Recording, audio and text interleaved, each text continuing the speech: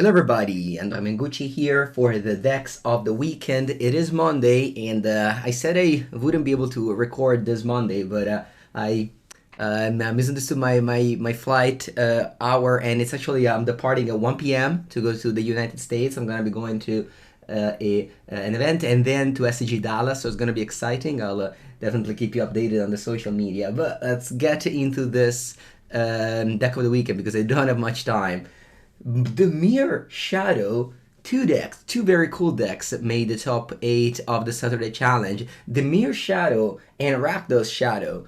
And it's not something that you see every day because usually these decks are three colors, Grixis Shadow, but to fight the Blood Moon decks, which are, aiming towards beating the Leyline Binding decks, which also hurts the Grixis Shadow deck, you have the Mere Shadow and Rakdos Shadow. I'm going to show you later.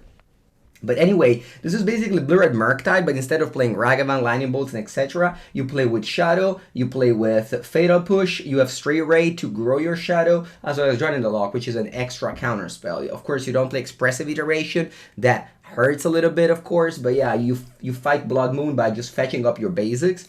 And then you just play this fair game where your cards are powerful. You have again 3 copies of Archmage's Charm, which is a little bit clunky with the basic Swamp. Also 17 lands rather than the 19 of Blue Red Murktide. I'm still not quite sure about the numbers, but this is definitely something to explore. Because, well, yes, you have 4 Stray Rate and 4 Bubbles, so you find in cutting lands, but at the same time you don't have Expressive Iteration to hit your land drop. It's definitely something interesting, and again, top 8 of a challenge is pretty cool with a brew. So let's check the other brew again. Rakdos Shadow. This one's from So Strong, which is a if you remember, one of the players who just made explode the Grixis Shadow during the Lurus days with like back-to-back-to-back winning challenge, and he's now building this Rakdos Shadow. So this is not playing a straight rate, so that's something to note. In fact, you're playing 20 lands, which is way more. You're playing Blood Moon. So this is basically the similar list to the Rakdos Scam,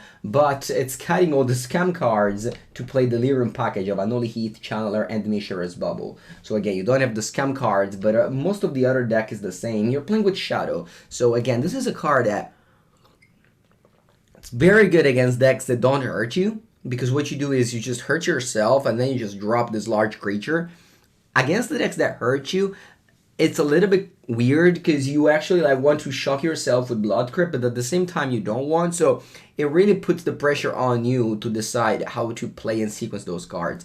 If you're interested in watching some Shadow decks, you can check out some of my Grixis Shadow videos. There's even one that I recorded last week, so that's definitely that won the LMS Paris. That's definitely something worth checking, because again, this card is very cool, but it's not the easiest to pick up the Shadow decks. And now we're seeing these two different versions, not anymore Grixis, but two different takes that are both Demir and Rakdos. I believe this one went top 4, the other one went top 8. Again, not that big of a deal, not that big of a change. It's just innovating and still making results. That's the great thing of Modern. Modern is an amazing format because you can really just innovate, change like 10 slots to your deck, which is a lot for a constructed format that's like quote-unquote solved, which is not. It's not solved at all. Modern. There's no like premier event that tell you exactly what are the best decks like it used to be for competitive Magic. Modern is not that. And nobody knows what's the best deck. I do my power ranking, but that's my power ranking based on my feelings. I don't have results that tell me what is better or not. So it's very cool. I love Modern. This is one reason why I love Modern. There's no like police. You can say that, yeah, the Solitude Dominant deck are the police, but you know, it's feel like if your deck is Blood Moon, if your deck has Ragavan, you can always like beat that deck because, well, turn 1 Ragavan on the play, unchecked, it's game over for some games. So I love Modern, and I love that you can, again, like do well with innovations, which is this is an innovative deck. Let's hop into Pioneer, which I'm going to show you a pile of card. This is a pile of card. It's a lot of things going on here. This is a friend of mine, Matteo Venturi, also known as Gnori il Grande on the socials. You might know Gnori il Grande because that is my nickname on Magic Online. I actually bought the account from him back in, I don't know, a long time ago. Actually, I bought it from him when Arena came out, and Here we are. So this is the 5-color Fires deck that Gnori Grande won the RCQ in Rome with. RCQ Rome is very big. Alright, what's going on here? So you're playing Enigmatic Incarnation. This is the base of your deck. This is an enchantment that costs 4 mana. Sorry, let me just be able to show you all the side, because like on Magic Online, it's not easy to show every card here. Alright, here we are. This is an enchantment that's 4 mana that makes you play both enchantments and creature toolbox. So you have to play cheap enchantment, something like Nalia's Presence, Trial Ambition, Spirited Companion, Chain to the Rocks, but as well as Fable of the Mirror Breaker, Gloom Shrieker, and so on. So you sacrifice those. Oh, Leyline Binding. It's one of the biggest addition to the deck, because you can immediately sacrifice Leyline Binding and go get your Titan of Industry immediately on turn 4. And you also play with Fires of Invasion. So yeah, you sacrifice an enchantment and you get a creature that costs 1 more than that. That's why you play main deck Yorion, because you can sacrifice a 4-drop, like a Fires of Invasion, and get your Yorion and blink, or your very good enchantments to blink.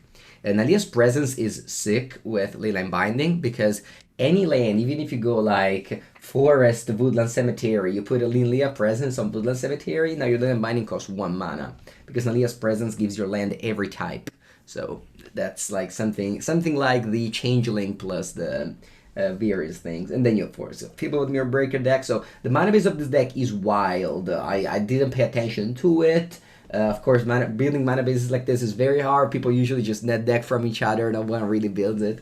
But like the first one builds it, and then it's just a lot of trusting each other. You have Archon of Sun's Grace, which obviously works great, and then it's like a toolbox of creature, especially with the sideboard. You have access to Massacre Girl, Kambal, and then against control decks you have Koma. You also have Nimble Larcenist, which is kind of like a Saint Collector. You have Charm for the Reckless Sacrifice matchup, and then you're in deck, so you're gonna reveal this companion every game.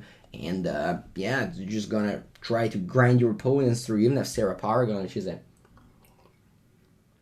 cool little new card. But yeah, congrats to Matteo, who won their RCQ to qualified for Naples, which is the next European RC. Is going to happen in March, I believe, whereas the next is going to happen in Sofia in November in Bulgaria. I'm actually going to go there for 1 whole week with my... we made a testing team with Javier, Marcio, and Portuguese and Spanish people, and Italian, and we're gonna do that. Very cool. We already booked the house. It's gonna be very exciting. I can't wait for that. So if you're going to Sofia or qualified for Sofia, I'm gonna be there battling out for Pioneer. Gonna be a little bit more Pioneer on my channel, even though I'm not the biggest fan of this format. Let's now follow Pauper, which has the bannings happened. Pauper is a format that also got a very, very good new card here, which is worth showing. That is Tolerian Terror. This card is excellent. What this card does is a very, very, very often 1 mana 5/5. You have Thought Scour, Mental Note, and Consider, as well as, of course, Brainstorm. And what you do is you simply just cast this very quickly, and then boom, you can cast a couple of Tolerian Terrors in the same turn, as well as a Gurmagingler to follow it up. Of course, you want to play first the Terror and then the Gurmagingler. You're also playing with Deep Analysis, because if you're milling yourself, then Deep Analysis is great.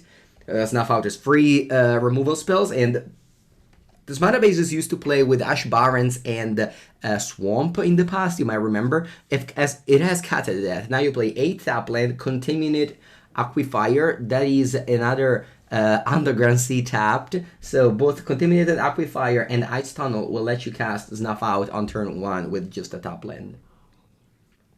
Snuff Out, one of the best card in Pauper. Certainly one of the best card in Pauper. It's just free removals. 4 life matters in some matchups, don't matter in other. 40 heal spell in the sideboard. We got the third spell pierce, the second unexpected fang. So very much Chainer's Edict is very good right now in Pauper. Not only because Boggles, okay, whatever, but because of Tolerian Terror. This card is Ward 2, so it doesn't just die to a Snuff Out, you have to pay 2. Which is not a big deal in the case of Snuff Out, but it is a big deal in the case of Cast Down, which actually you see 0 copies of in this deck. Yeah, so Pauper has some new additions despite the bannings. It's still a new format. It didn't just came back of a few months, so that's exciting. I'm definitely going to be playing more Pauper because of the Pauper Gathering in the 6th of November, which I'm going to be attending in Rome. So see you there as well. And also see you next week I will make a video every day for this week, despite I'm gonna be in the USA. But for my stream, I'm coming back in 8 days. Have a good day, everybody.